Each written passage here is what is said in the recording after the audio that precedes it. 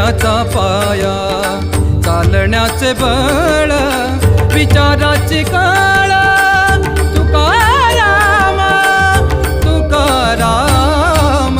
जगण्याचा पाया, चालण्याचे बळ, जगण्याचा पाया.